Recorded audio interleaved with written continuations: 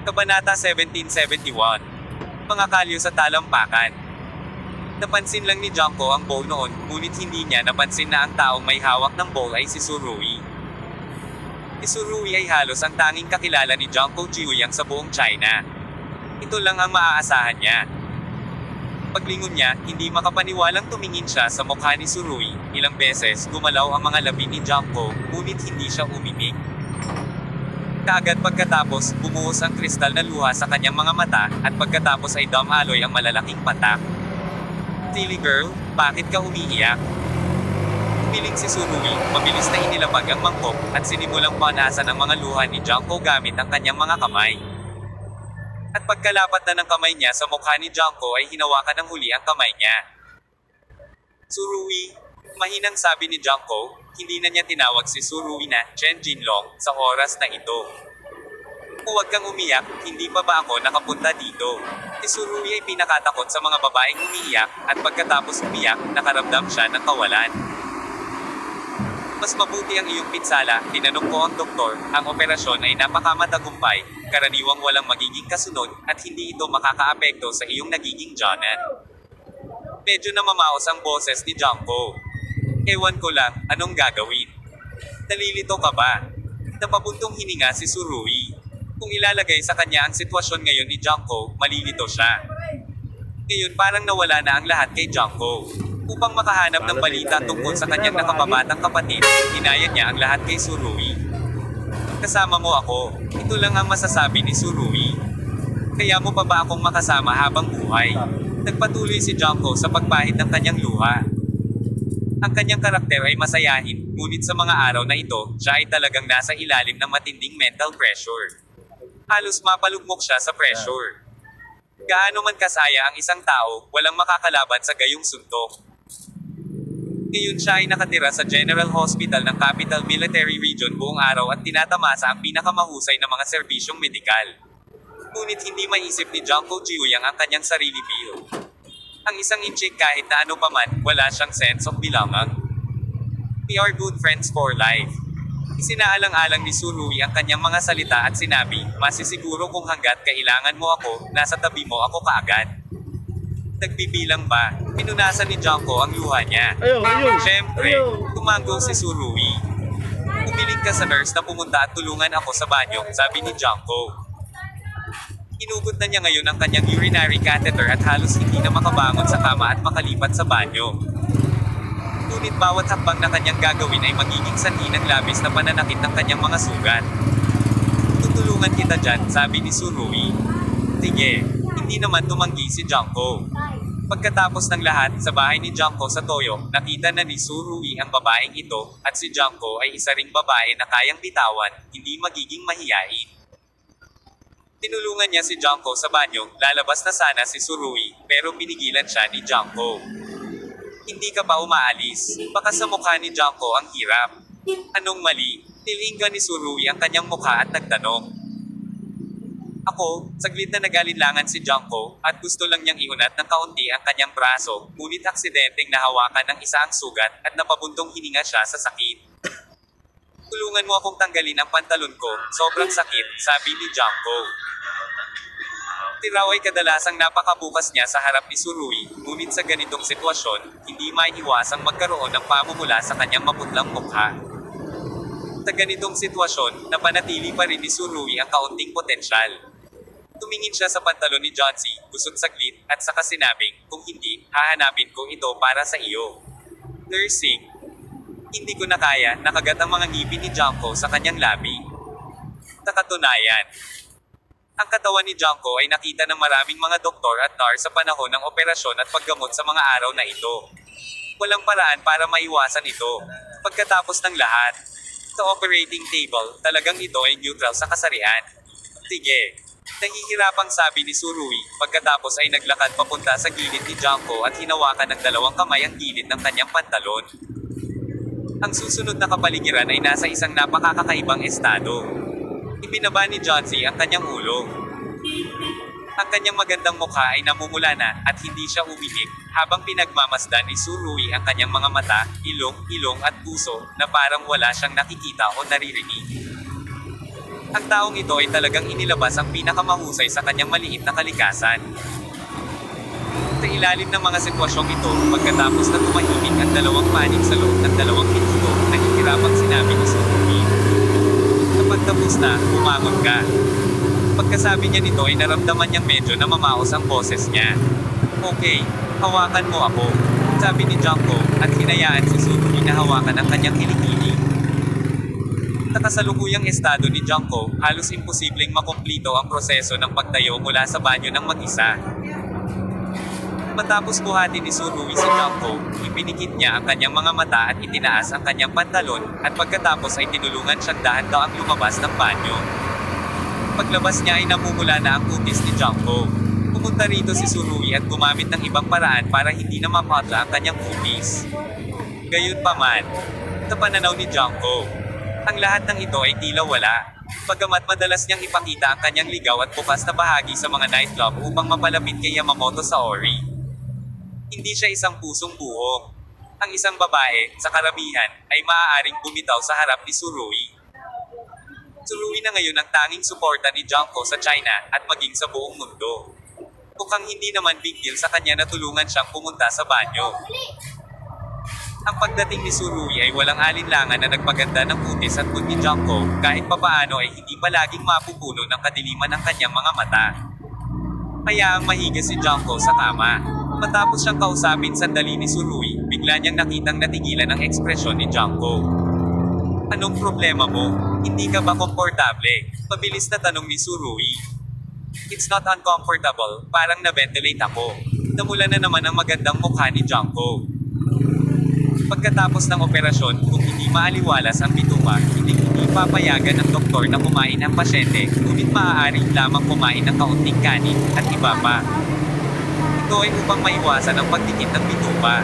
Sa oras na ito, makinig sa nang sabihin ito ni Johnsy, hindi na ito inisip ni Surui, na may masayang ekspresyon sa kanyang mukha. Ito ang pinakamahusay, hahayaan kung may maghanda ng sopas ng isda para sa iyo, kumain ng masarap. At mas gagaling ang pinsala. Bilasan mo. Sige. Tumango si Junko, mas lalong gamaan ang pakiramdam niya sa pag-unlad ng kanyang katawan. Pagkaraan ng 2 oras, lumabas si Surui sa silid ni Chauncey, bumalik sa ward, at nakita si Suchian na naglalatag ng kubrekama para sa kanya ngayon. Matagal ka nang nakikipag-chat sa iyong maliit na kasintahan. Pabirong sinabi ni Suchian. Ito ay higit sa 2 oras, ngunit sapat na upang gumawa ng maraming bagay. Alam ni Surui na hindi nagsaselo si Suchian. Umupo siya sa malambot na kama, umiling, at sinabing, sa totoo lang, nag-aalala ako sa susunod na paglalagay ni Junko. Hindi naman ganoon karami, madali lang panghawakan. Malinaw na alam ni Suchian ang ilang bagay tungkol kay Johnsy. To be honest, lahat tayo ay madaling lutisin dito. Ang mahirap ay ang antas ng kanyang puso. Basta't makakaya niya ito, lahat ay maaaring maging maaraw, kung maaari mong huwag mo nang lagpasan. Kuminto sandali si Suchian, at itinagdag. Kung hindi mo ito makayanan, ito ay puno ng manipis na ulap, at maaari pa itong humantong sa depresyon.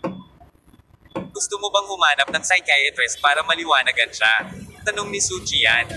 Hindi, kaagad na tinanggihan ni Surui ang panukala. Sa pangkalahatan, ang mga tao ay lumalaban sa mga psychiatrist. Dapat maayos na ang kalagayan ni Junko ngayon. Kung kakausapin ko pa siya, dapat walang masyadong problema.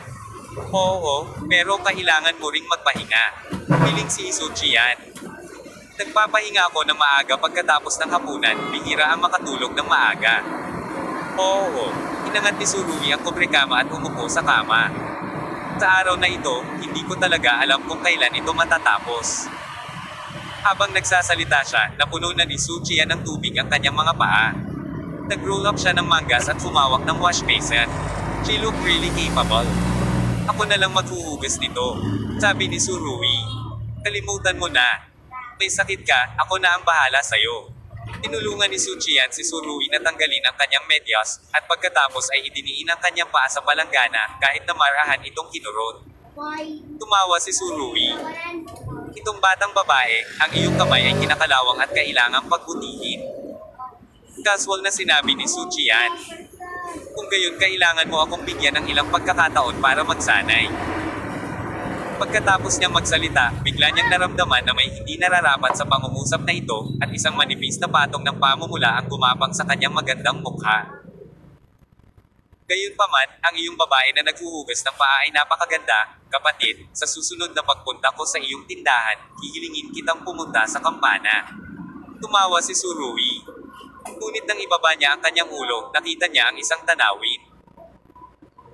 Sa oras na ito, si Suchian ay nakasquat sa paanan ni Surui, kaya natural na nakabukas ang neckline, at ang ilan sa puting kulay sa loob ay nalatad sa harap ni Surui.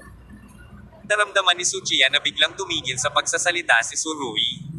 Nang iangat niya ang kanyang ulo, nakita niyang medyo hindi natural ang tingin ng kabilang partido. Nang ibinaba niya ang kanyang ulo kasunod ng tingin ng kabilang partido, napagtanto ni Suchian na siya ay nawala, at ang kanyang pretty ay lalong namula. Ikaw bastos, saan ka tumitingin? Sabi, pa-impel niyang idiniin ang kanyang neckline gamit ang kanyang palso. 2 beses umubos si Surui para itago ang kanyang kahihiyan. Hindi niya alam kung ano ang sasabihin, at ang kapaligiran ay nahulog sa isang hindi maipaliwanag na katahimikan. Kinurot ni Suchian ang mga paa ni Surui, ngunit naramdaman ang mga kalyo sa talampakan ng isa. Ang mga kalyo na iyon ay naging napakatigas, patong-patong, ilang kalsada at bundok ang kailangang lockeran para makakuha ng napakaraming kalyo. Ang magaspang at matigas na talampakan ay lubos na kaibahan sa maliwanag ng ngiti sa mukha ni Surui.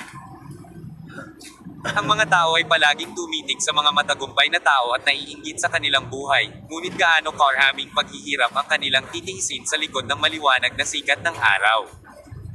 Gaano katagal kailangan mong maglakbay sa hangin at ulan upang maghintay sa araw kung kailan ang mga ulap ay maalis. Kaya naman, iniisip ng maraming tao na maganda, relaxed, at mayaman si Surui. Gayunpaman, sa pananaw ni Suchian, tiyak na hindi matagumpay ang Surui. Masyado siyang bitter at sobrang pagod.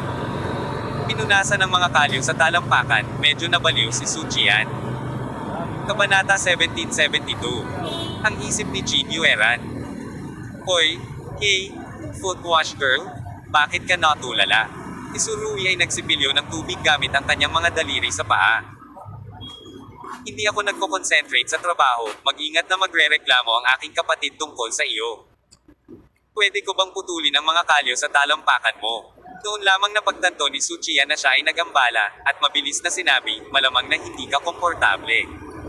Ano bang problema niyan? Sanay na ako. Sinabi ni Surui, kung puputulin mo ang mga kalyo na ito para sa akin, baka pagkaraan ng ilang sandali, kailangan kong durugin muli ang mga paltos. Hindi ko puputulan. Tila ipinagmamalaki niya ang mga kalyo sa talampakan. Tulad ko, ang hubad kong mga paa ay hindi mabutas ng ordinaryong push pins. Nakinig nang makita ang ngiti sa mukha ni Surui, nakaramdam si Suchian ng hindi maipaliwanag na kalungkutan. Ang sakit ng puso ko, pati ilong ko. Kaya, tumulo ang mga luha ni Suchian. Bakit ka umiiyak uli? Walang magawang sabi ni Surui. 2 oras na ang nakakaraan, si Junko Jiuyang ay kakaiyak lang, at ngayon ay umiiyak na naman si Suchian, kaya mas lalo siyang nalulungkot. Pagkatapos hugasan ng mga paa ni Surui habang umiiyak, tumayo si Suchian, tumingin kay Surui na may pulang mata, at sinabing, sana talaga isang araw, hindi ka mapapagod. Puno ng kaseryosohan ang ekspresyon at tono nito, at maging ang mga labi ay mapuputi na sa kagat ng kanyang mga ngipin. Siyempre, hindi ako magpapatuloy ng sobrang pagod. Makalipas ang ilang taon, marami akong makikitang magagandang babae na katulad mo, lahat nakasuot ng bikini, para tumira sa walang nakatirang isla, at magsaya araw-araw. Ano sa palagay mo? Mukhang hindi tama ang ginagawa mo. Napaluha si Suchian. Kaya, nagpunta siya sa banyo na naghugas ng paa. Nakatayo sa harap ng salamin sa banyo, tiningnan ni Suchian ang kanyang sarili sa salamin, kahit na ano, hindi napigilan ang mga luha, at bumuhos ang mga ito ng galit na galit. Siya ay isang malakas na babae at madalang na lumuha, ngunit sa oras na ito, hindi niya masabi kung bakit, at ang mga luha ay tila ayaw niya ng pera. Binuksan ni Suchian ang gripo at sinimulang hugasan ang kanyang mukha, pagkatapos ay ang kanyang mga luha ay may halong tubig mula sa gripo, na para bang hindi niya ito mahugasan ng malinis. Mayroong 2 cutter sa mataas na antas na purok na ito. Takama. Tina Surui at Sujian ay natulog sa isa. Para kay Surui, bihira lang talaga siyang matulog ng ganito. Mula alas 9 ng gabi kanina, nakatulog siya hanggang alas 8 ng umaga ng Kabanata 2, at nabasa ng araw ang kanyang puwitan. Ang gayong nakaka-relax na estado ay talagang mahalaga sa kanya. Kung ito ay patuloy na magiging tensyonado, ang katawan at isip ni Surui ay babagsak. Nang imulat niya ang kanyang mga mata, nalaman niyang nagising na si Sujian, at ang mga tasa sa kanyang kama ay maayos na nakatupi. Yo! Ang kubrekama ay mahusay na nakatiklop. Tumingin si Surui sa kama ni Sujian. Bagamat ang kubrekama ay hindi ang pinakakaraniwang toko sa hukbo. Ito ay baseline, hindi mahalaga kung ang kumot o ang kubrekama ay hindi man lang bahagyang kulubot. Hinawakan ni Surui ang kanyang ilong at nakita na ang mga damit na kanyang itinapon ay maayos na natupi ni Sujian kagabi, nasabi niya sa kanyang sarili na medyo nahihiya. Mukhang hindi maganda ang aking mga gawi sa kalinisan. Talagang hindi ito masyadong maganda. Pagkatapos niyang sabihin ito, itinulak na ni Sujian ang pinto at pumasok, sinabi niya na may bahagyang ngiti. Kaya, ang isang taong tulad mo ay angkop para sa palaging pagkuha ng isang babae sa tabi mo, tulungan kang maghugas, magluto, at maglinis. May dala siyang 2 insulated na balde sa kanyang mga kamay. Ang isa ay para sa iyo, at ang isa ay para kay Junko Jiuyang. Maaari mo itong ipadala sa iyong maliit na kasintahan mamaya, sabi ni Sujian. Hindi ito ang mga pagkain sa kantin ng ospital, ngunit hiniling ni Sujian sa pribadong chef ni Suho na magluto at maghatid sa kanila ng espesyal. Kahit na hindi sabihin ni Sujian, maaaring hulaan ni Surui na ang mga pagkain na ito ay naglalaman ng pinakaseryosong pag-aalala ni Sujian. Ate, bumalik na ang panganay kong kapatid, gusto mo bang hanapin siya? Umupo si Jin Ranlong sa tabi ng kama ni Jin Yueran at sinabi. Alas 9 na ng umaga, pero parang kakagising lang ni Jin Yueran. Maraming impormasyon ang nasa bedside table niya. Hindi na kailangang sabihin, napuyat na naman siya kagabi. Umikap, hindi agad sinagot ni Jin Yueran ang mga salita ni Jin Ranlong, ngunit nagdala ng maliit na salamin sa tabi ng kama at tinignang mabuti ang kanyang mukha. Napakabigat ng mga dark circle na ito, kung pupuntahan mo lang ang bayaw mong ganito, hindi dapat ako naaayawan ng bayaw mo. Sabi ni Jin Yueran. Nang sabihin niya ang 3 salitang, bayaw mo, bahagyang tumaas ang sulok ng kanyang bibig, at tila may bahid ng saya sa kanyang puso. Gusto niyang banggitin ang titulong ito sa harap ni Jin Ranlong. Ate, sabihin mo na, lumapit si Jin Ranlong. Sabihin mong matagal mo na siyang hindi hinahanap, huwag mong hayaang may ibang babae ang pumalit sa iyong isipan. Hindi, sabi ni Jin Yueran, habang nakatingin sa kanyang mobile phone, marami pa ring mga text message kasama si Surui. Lumalabas na hindi na-contact ni Surui si Jin Yueran pagkatapos niyang bumalik. Kagabi lang, sinabi niya kay Jin Yueran na nasa General Hospital siya ng military region. Gayunpaman, hindi pinili ni Jin Yueran na abalahin siya. Bakit? Tinabi ni Jin Ranlong. Mahigit 1 buwan na kayong hiwalay. Sabi nga sa kasabihan, mas mabuti pa ang maliit kaysa sa bagong kasal, bakit hindi mo ibalik ang takbo kasama ang iyong bayaw? Tita mo kaya, nandito ka ba? Talagang hindi maidere ni Jin Ranlong ang Gering. Pero kahit nandito si tita, hindi imposible, di ba? Maaari mong baguhin ang paraan. Nang marinig na ang taong ito ay lalong nagiging mapangahas, hindi napigilan ni Jin Yueran na lapitan at sinampal ang likod ng ulo ng taong ito. Ano ba ang iniisip mo? Anong maruruming bagay ang nasa isip mo araw-araw? Pinandilatan ni Jin Yueran ang kanyang kapatid. Ayokong pumunta sa iyong bayaw. Natural, may mga dahilan ako. Huwag ate. Ngayon na ang tamang panahon para patatagin mo ang iyong posisyon. Hindi ka maaaring maging masyadong maasahin sa mabuti. Kung bubuksan ng bayaw ko ang harem, mawawalan ka ng pabor noon. Sa tingin ko kailangan mong matuto ng ilang mga bagong trick at pagkatapos. Mga bagong trick. Bago matapos magsalita si Jin Ranlong, dinampot ni Jin Yueran ang tsinela sa lupa at itinapat ito sa kanyang bibig.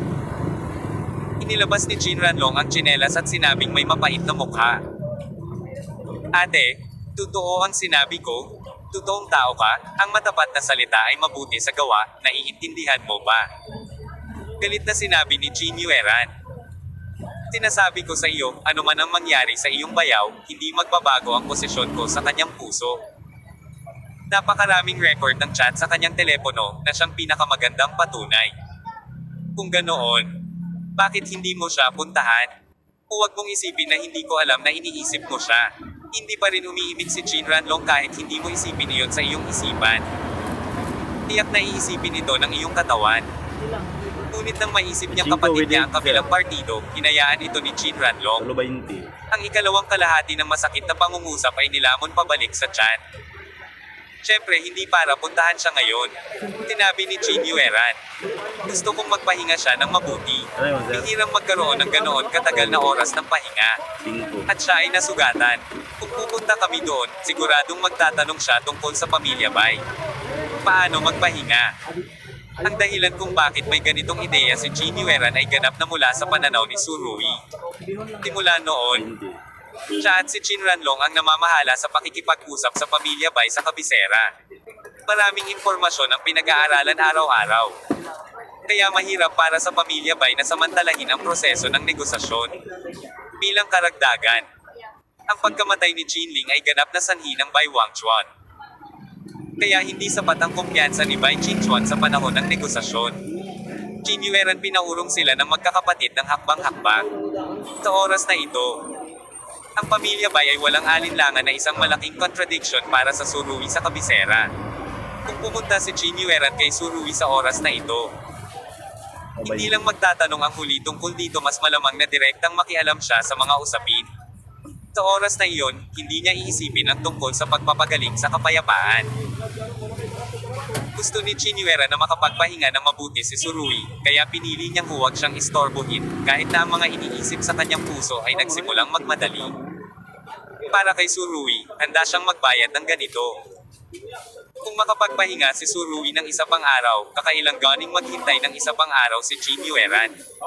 Ang mas pinapahalagahan niya ay ang katawan ni Su Rui. Thirst, nakakatouch naman. Inampol ni Jin Ranlong ang kanyang bibig. Napakaswerte ng bayaw na nakatagpo ng tulad mo na mapagmalasakit na babae. Na sinasabi na palagi kang marahas at naiinip sa akin, bakit ang dami mong pakialam sa bayaw mo? Ang mga tao ay masikat kaysa sa mga tao. Masyadong malaki ang gap. So paano kung malaki ang gap? Galit na sinulyapan ni Jin Yueran ang kanyang kapatid. Tingnan mo, para kang tumatambay araw-araw, huwag magmadaling humanap ng kapareha, o kailan mo magagawang gawin ang gawain ng pagmamana sa matandang pamilya Jin. Patawarin mo ako, ate. Walang magawang sinabi ni Jin Ranlong. Huwag kang magbanggit ng anuman tungkol sa pagmamana ng lahi, okay? Bata pa ako, at wala pa akong sapat na alon.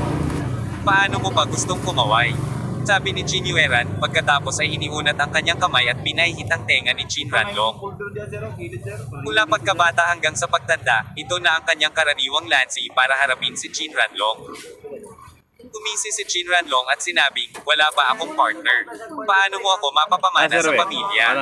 Anyway, hindi naman pwedeng mangagaw ka ng babae sa kalye at mag-asawa at magkaanak, di ba? Ang lakas ni Jin Yueran ay mas mabigat. Nakakatwira na marami kang naranasan na babae, bakit hindi mo ito nagustuhan? Hoy! Nasa gitna ako ng libu-libong bulaklak. Hindi ka dumidikit sa katawan mo.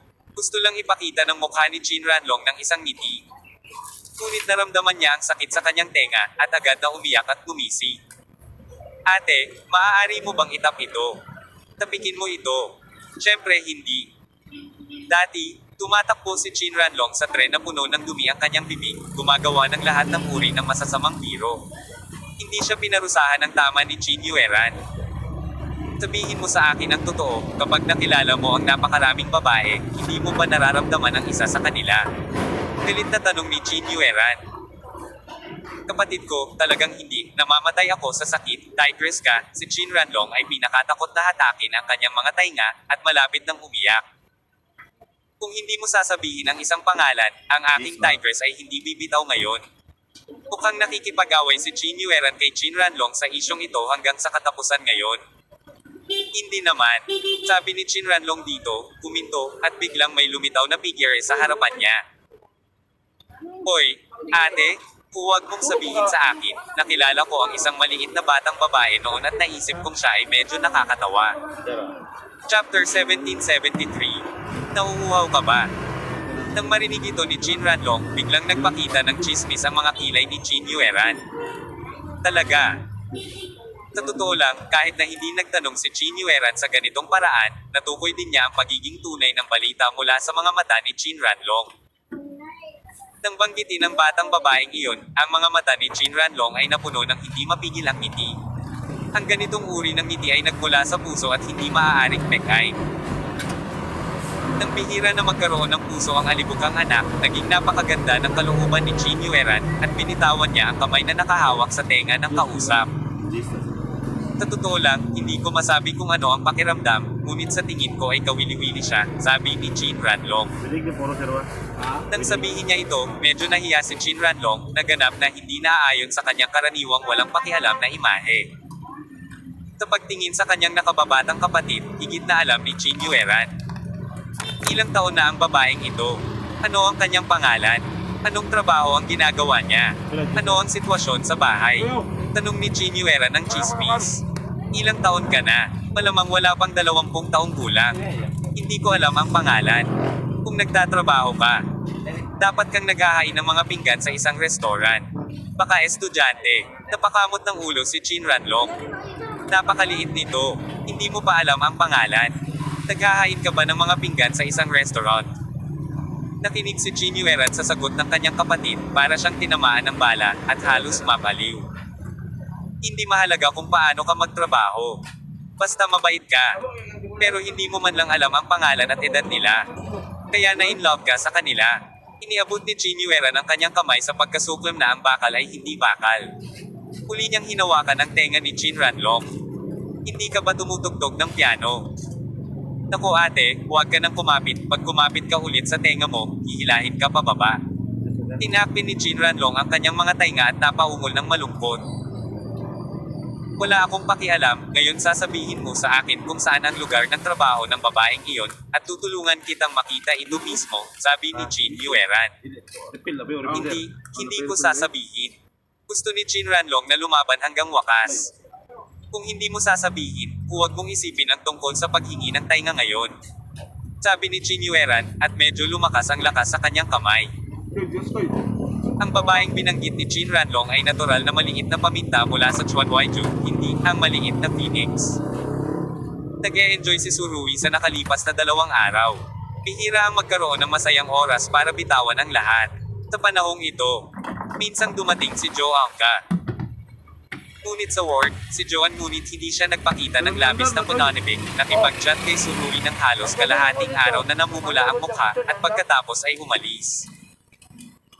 Sa tulong ni Yansu, naituwid niya ng gusto ang Burton Hotel, at ngayon ay mayroon na siyang mas malinaw na layunin, at hindi na nalilito at walang magawa tulad ng sa simula, nakatulong. Si Josie Yanwei ang nagmaneho ng domestic van at kinaladkad ang 2 tao na pumatay kay Surui sa Dongqing Port hanggang sa kabisera. Ngunit hindi siya pinahintulutan ni Surui na kumilos kaagad, ngunit pinindot muna ang ritmo. Malaki na rin ang kalagayan ni Junko. Hindi bababa sa maaari siyang pumunta sa banyo ng mag-isa. Mukhang makaka-recover siya ng higit sa kalahati sa loob ng 1 buwan. Makalipas ang 1 linggo, ang mga resulta ng pagsusulit ni Surui ay hindi masyadong problemado. Susunod, kailangan lang niyang pangalagaang mabuti ang kanyang mga sugat. Inimok ng doktor si Surui na huwag ilagay sa sobrang pagmamadali ang iyong katawan. Gayunpaman, si Surui ay hindi kailanman naging isang taong maaaring manatiling walang ginagawa. Itong mga nakaraang araw, nagsimula na siyang mag-practice ng mga galaw na itinuro ni Sito Yuan Kong sa kanyang silid. Bahagyang nagulat si Surui na pagkatapos na masugitan ng husto, nang mag-practice siya ng isa sa mga galaw ng kabanata, tumagal ito ng halos 1 minuto. 1 buong minuto. Kung ganito ang nangyari noon, hindi alam ni Surui kung ilang taon ang aabutin niya para maabot ang antas na ito. Ngunit ngayon, pagkatapos na siya ay malubhang nasugatan, sa proseso ng pagbawi, siya ay mahimalang nakatapos ng isang pambihirang tagumpay. Masasabi bang ito ang legendary break at pagkatapos ay tumayo? Kung ito ang kaso, pakiramdam ni Surui na kung siya ay magdurusa ng mas maraming pinsala, dapat siyang maging handa. Siyempre, Hindi ito maiiwasan. At imposible para sa Tsurugi na magkaroon ng ganoong swerte sa bawat pagkakataon. Ang pinsalang ito ay nagpapataas sa kanyang lakas. Kaya ang susunod na pinsala ay maaari ring magdulot ng malaking pagbaba sa lakas. Wala talagang makakapagsabi nito. Ayon sa kalkulasyon, si Tsurugi ay nasa Dongqing Port at ang punong tanggapan ng militar sa kabisera ng buong 2 linggo. Ang mahalagang kalahating buwang oras ng pahinga ay gumanap ng isang napakahalagang papel sa pa. Gawin ng siya ay mahusay na nababagay kapwa sa mental at pisikal. Siyempre, para sa hindi mapakali na ugali ni Tsurugi, ang 2 linggong pahinga ay talagang limitasyon. Kung mananatili siya sa ospital, haharap siya sa mga puting dingding at puting kama araw-araw, mababaliw na siya. Pagkatapos ng almusal, pumunta si Tsurugi sa silid ni Junko Jiuyang. Ang mga nakalipas na araw ng pagkakasundo ay mas lalo pang naging di maubusan ng 2 taong pamilyar sa isa't isa. Hindi mo na ako kailangan tulungan sa banyo ngayon, medyo nawawala ka pa rin ba? Nakasandong si Junko sa gilid ng kama at humihigop ng mangkok ng lugaw mag-isa. Sa sandaling makita niya si Tsurugi, nagsimula siyang magbiro. Sa kabutihang palad, mayroong kumpanya ni Tsurugi. Kung hindi, malamang na hindi malagpasan ni Junko ang threshold na iyon sa nakalipas na mga araw at mahuhulog sa pupunoy ng depresyon. At hindi yun ang gustong makita ni Tsurugi. Ganyan ba kalakas ang lasa ko? Galit na umiling si Tsurugi. Umupo siya sa tabi ni Junko at sinabing, aalis na ako. Uminto ang kutsara ni Chunzi. Kaya maaga. Oo, marami pang bagay na dapat harapin dito. Tiningnan ni Tsurugi ang kalendaryo sa kanyang telepono. Tinanong ko ang doktor, malamang na kailangan mong magpahinga dito ng 1 buwan o higit pa, at pagkatapos ng buwang ito, may susando ako sa iyo. Hindi ka ba pupunta para sunduin ako? Tanong ni Junko. Kung ako ay nasa Huaxie, 100% ng oras ay pupunta ako upang sunduin ka mula sa ospital. Inisip ni Tsurugi ang sumunod na nangyari. Talagang hindi siya sigurado kung maaari siyang manatili sa Huaxie ng 1 buwan. Sige. Sabi ni Junko, inilapag ang mga gamit sa mesa at ibinuka ang kanyang mga braso. Kung gayon, maghiwalay na tayo. Pagiliw na niyakap ni Tsurugi si Junko, ngunit hindi siya nang ahas na hawakan ang kausap ng may puwersa. Masyadong nakakagulat ang sugat sa katawan ni Junko Jiuyang. Para gumamit ng hindi naaangkop na metapora, tulad ng mahabang alupihan, 2 beses nakita ni Tsurugi ang sugat ni Junko, at nakonsensya para dito. Kung ordinaryong babae lang, natatakot ako na hindi niya kakayanin ang ganoong matinding suntok. Bagamat nangako si Tsurugi kay Johnsy na kukunin niya ang potion na pangtanggal ng peklat, walang nakakaalam kung nasaan ang matandang Daoist na naglakbay sa buong mundo. Naglalakbay sa buong mundo. Sa pag-iisip ng 4 na salitang ito, biglang nanginig ang buong katawan ni Tsurugi. Hindi ba't naglibot din si Sito Yuankong sa buong mundo? Maaaring ito ay na sila gusto pa ng ganitong uri ng walang kapantay na master ang pamamaraang ito bago ang deadline. Kung gayon, paano posible na makahanap ng isang gayuma para sa pag-alis ng mga peklat? Ibinigay ni Tsurugi ang hinalang ito sa sakaibuturan ng aking puso, hindi ko sinabi kay Junko. Dahan-dahang niyakap si Junko Jiuyang, sinabi ni Tsurugi. Johnsy, nagpadala ako ng isang tao upang hanapin ang iyong kapatid. Huwag mag-alala, naniniwala akong magkakaroon ng mga resulta sa lalong madaling panahon.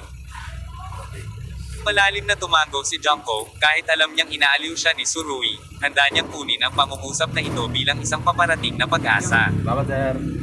Naging loner ako sa mundong ito, at kailangan mong maging responsable sa akin hanggang sa huli. Sabi ni Junko, kinurot ng marahan si Tsurugi. Walang problema, sabi ni Tsurugi, biglang hininaan ang boses, at may ibinulong sa tenga ni Junko. Tumura ang huli at sinabing, "Pa, sa tingin mo maganda." Sandaling nag-usap ang dalawa, at tuluyang umalis si Tsurugi sa punong tanggapan ng militar. Umalukip-kip si Junko at tumayo sa harap ng bintana, nakatingin sa ibaba, habang paakay si Tsurugi sa kotse, na may bakas ng kalungkutan sa kanyang mga mata. Hihintayin kitang bumalik para sunduin ako sa ospital, mahinang sabi ni Junko.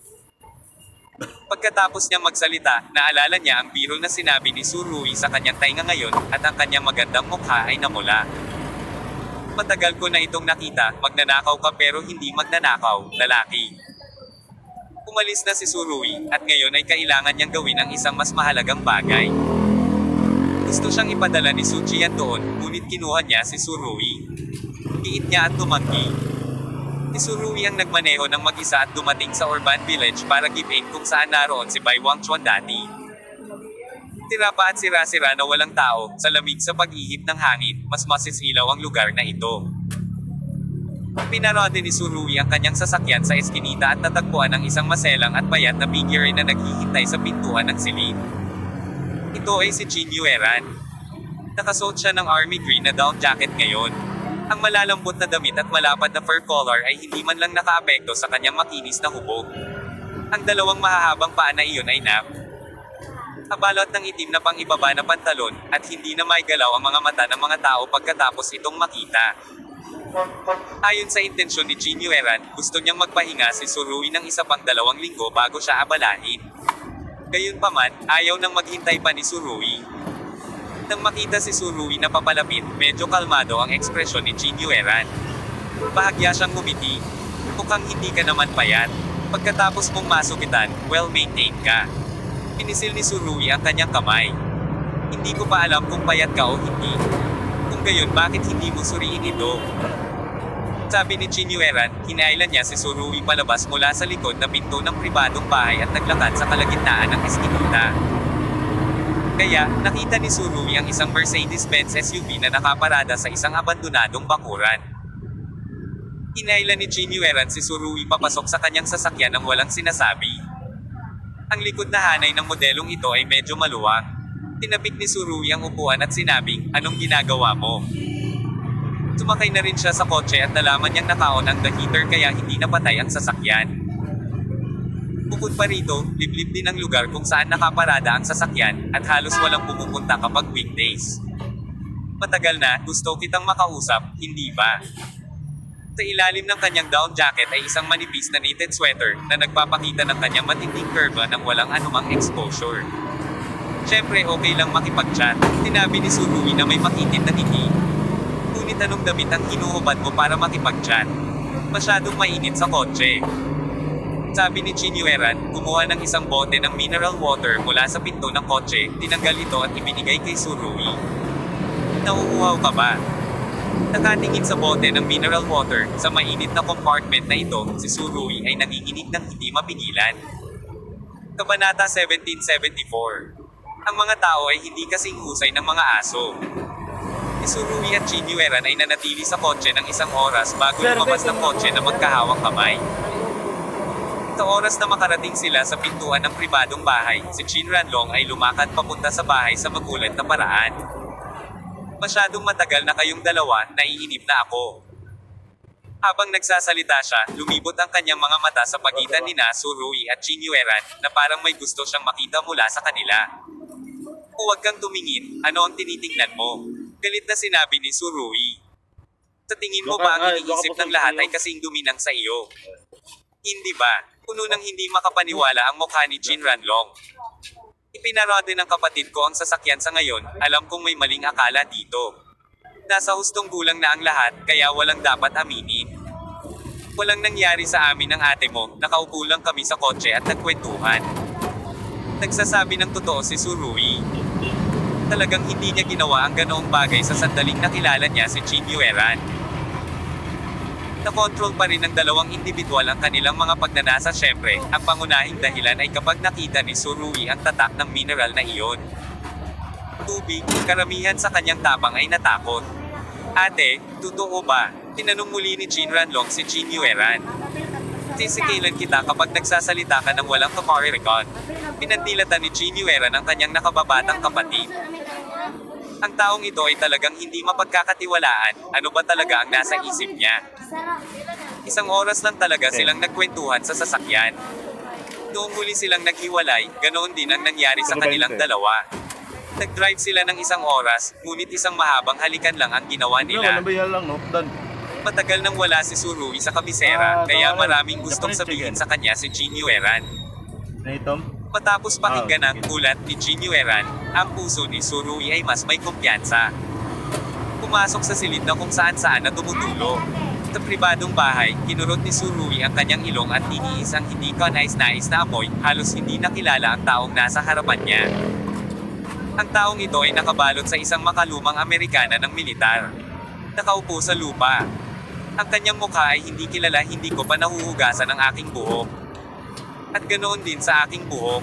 Ang mamantika na ulo ay malapit ng magdikit ng buhok. May hawak siyang baso ng malamig na tubig sa kanyang mga mata, at siya ay tulala. Ito mismo ay si Bai Wangchuan. Sa oras na ito, Bai Wangchuan, paano magkakaroon pa rin ng anumang imahe ng gwapong batang iyon? Walang pinagkaiba sa isang disipulong beggar gang. Mga ganitong eksena ngunit talagang ikinabigla nito si Surui, ibinaling niya ang kanyang mukha at tinanong si Jin Ranlong. Hindi ba't hinayaan kitang maghain ng masarap na pagkain? Masarap lang na pagkain. Ibinuka ni Jin Ranlong ang kanyang mga kamay na may inosenteng tingin sa kanyang mukha. Ang bawat pagkain ay 4 na pinggan at isang sopas. At may maiinom na tubig sa buong araw. Wala naman talagang utang sa kanya.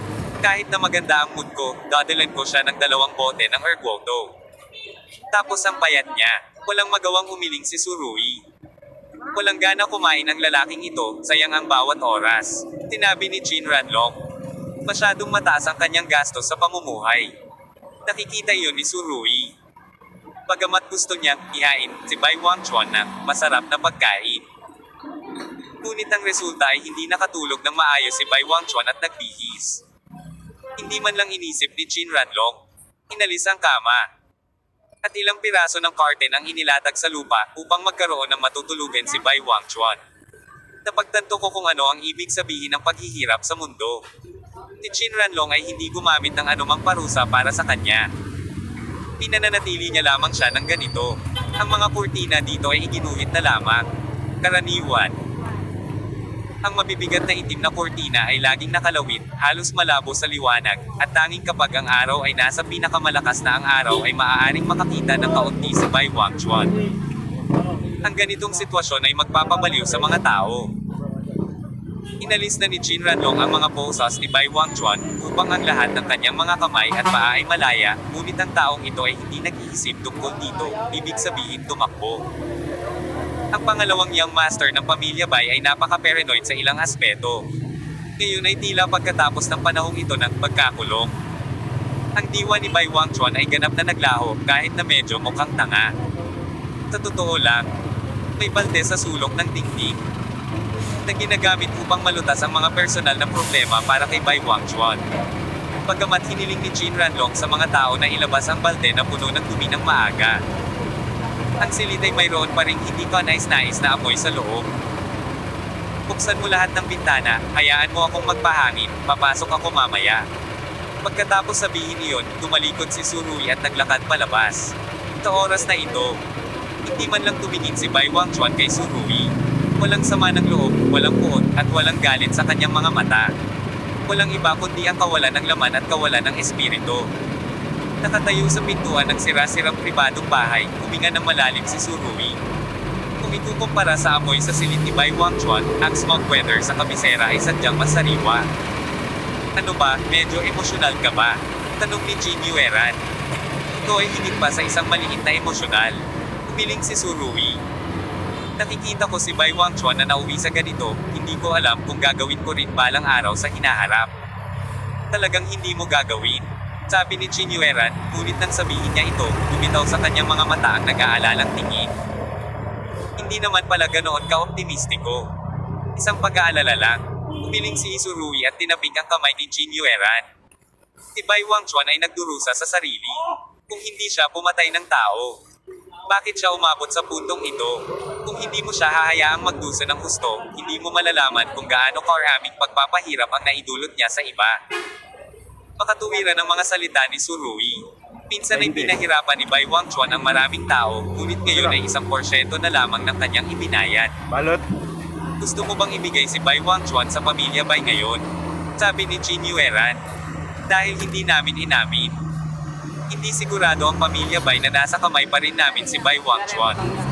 Narinig ko rin na patuloy silang nagpapadala ng mga tao para hanapin sila sa Middle East. Pinakikita nito na wala silang umang ilalim, at kung mas ganito ang kaso, mas kailangan nating panghawakan.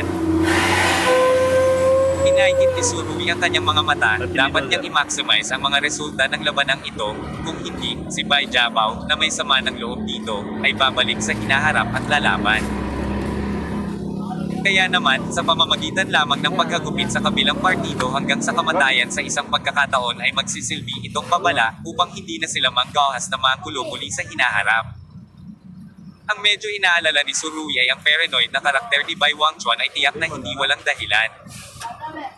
Dapat ito ay namana sa kanyang mga magulang, ngunit hindi niya alam kung si Bai Qingchuan ay may ganitong uri ng gene ng karakter. Kung mayroon man, tiyak na hindi ito magandang bagay para sa Surui.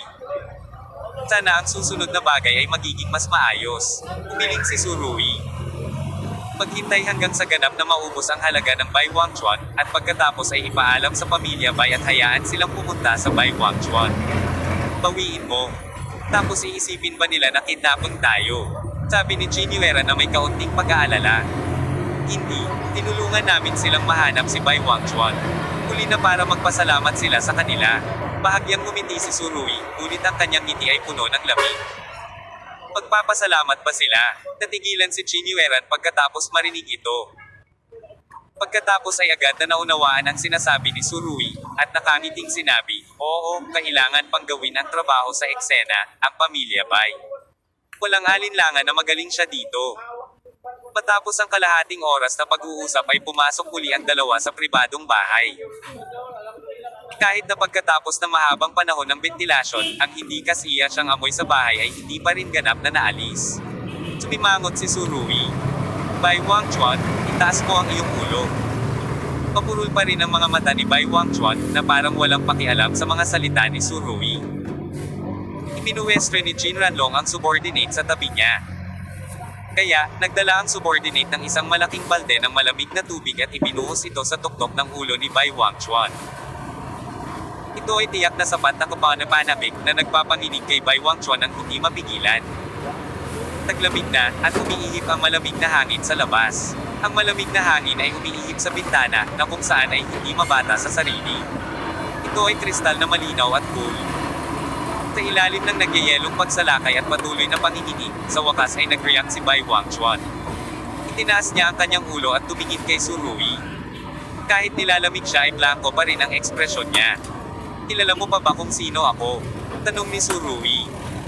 Hindi sumagot si Bai Wangchuan, ngunit ang kanyang mga mata ay nakatuon kay Surui.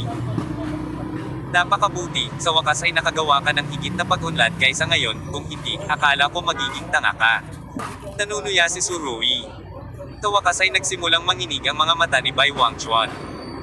Noong kinulit mo ako, naisip mo ba na magkakaroon ka ng ganoong araw?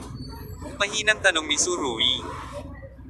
Hindi sumagot si Bai Wangchuan, ngunit ganoon pa rin ang tingin kay Surui. Iniisip kung narinig ba niya ang sinabi ni Surui sa kanyang mga tainga. Nang hiniling mo sa mga tao na patayin si Qinling, naisip mo ba na ang mga salitang, pumapatay para sa iyong buhay, ay lilito sa iyo? Patuloy na tanong ni Surui. Pagpatay habang buhay. Nang marinig ang apat na salitang ito, si Bai Wangchuan ay nanginginig ng maraming beses nang hindi mapigilan. Sa wakas, nagsimulang magbago ng kaunti ang masungit niyang ekspresyon. Nang makita ang pagbabago sa ekspresyon ng kabilang partido, alam ni Surui na natukoy niya ang kahinaan at punto ng sakit ng kabilang partido. Bahagyang ngumiti, at sinabing, Bai Wangchuan, hindi na ako naglalagay ng posa sa iyo ngayon, alam mo ba kung bakit? Sa katunayan, tinanggal ni Jin Ranlong ang posas, dahil sigurado si kasamang Xiao Jin na si Bai Wangchuan ay tuluyan ng nawala ng lakas at wala ng balak tumakas.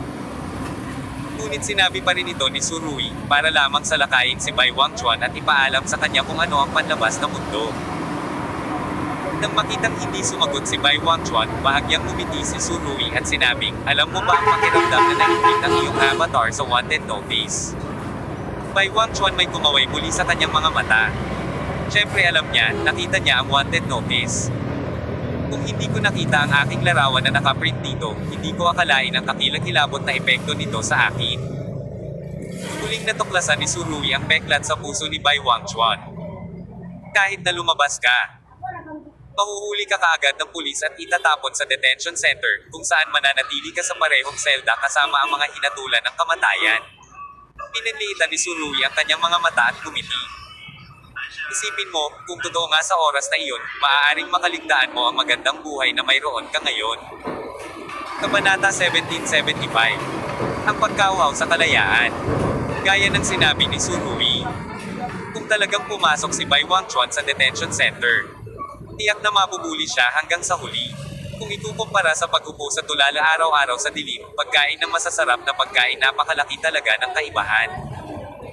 Ang bilis ng pagbagsak ni Bai Wangchuan ay lampas sa imahinasyon ng lahat. Wala pang 2 taon ang nakalipas nang makilala siya ni Surui. Nasa isang reception siya sa tuktok ng industriya ng pharmaceutical. Noong panahong iyon, nagpakita si Bai Wangchuan sa harap ng lahat bilang isang high-end na mamumuhunan at ang pinakamatandang young master ng isang aristokratikong pamilya, halos lahat ng atensyon.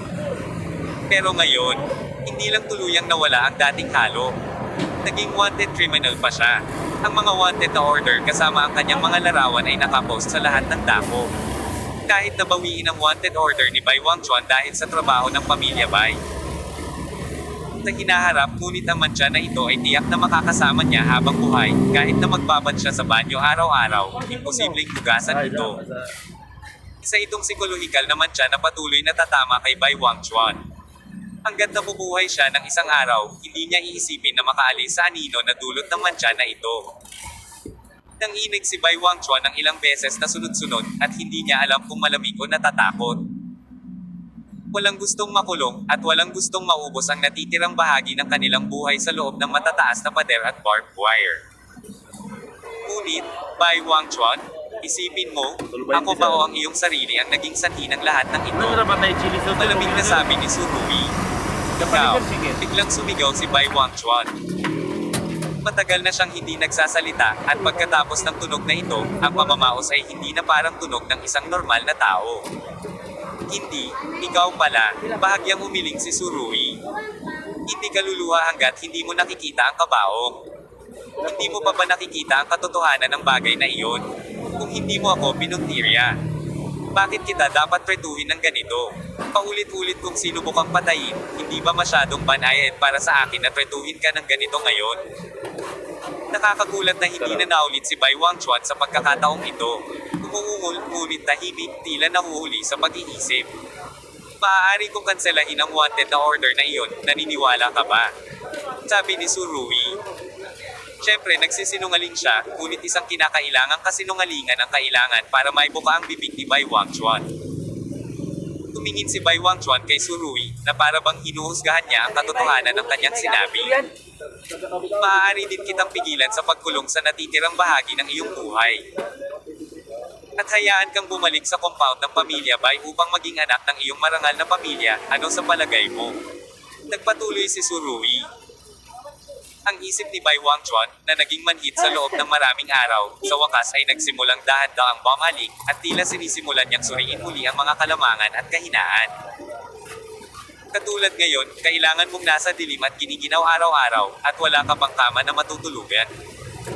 Kung babalik ka sa compound ng Bai, makakain ka ng pinakamasarap na pagkain at makatulog araw-araw. Sa marangyang malaking kama na na-check-in mo mula sa Europa, mayroon pa ring ilang mga batang babae sa kama na sasamahan ka. Pagkatapos ng isang paghinto, tumingin si Surui kay Bai Wangchuan na patuloy na nanginginig. At sinabing, tingnan mo, ngayon ay magyayelo na ang iyong katawan, at kung babalik ka, pagkatapos ay maaari kang maligo ng mainit araw-araw, at walang magbubuhos. Malamig na tubig sa ulo mo. Mainit na palaigo.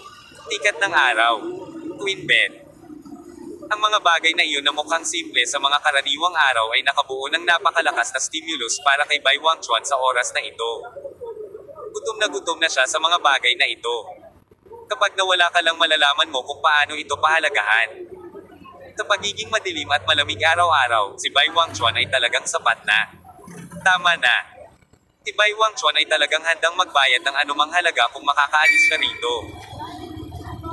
Ang dahilan kung bakit blanco at walang laman ang kanyang mga mata sa mga araw na ito ay hindi dahil sa naging tanga siya, hindi dahil nawala na siya ng pag-asa sa hinaharap at naging walking dead.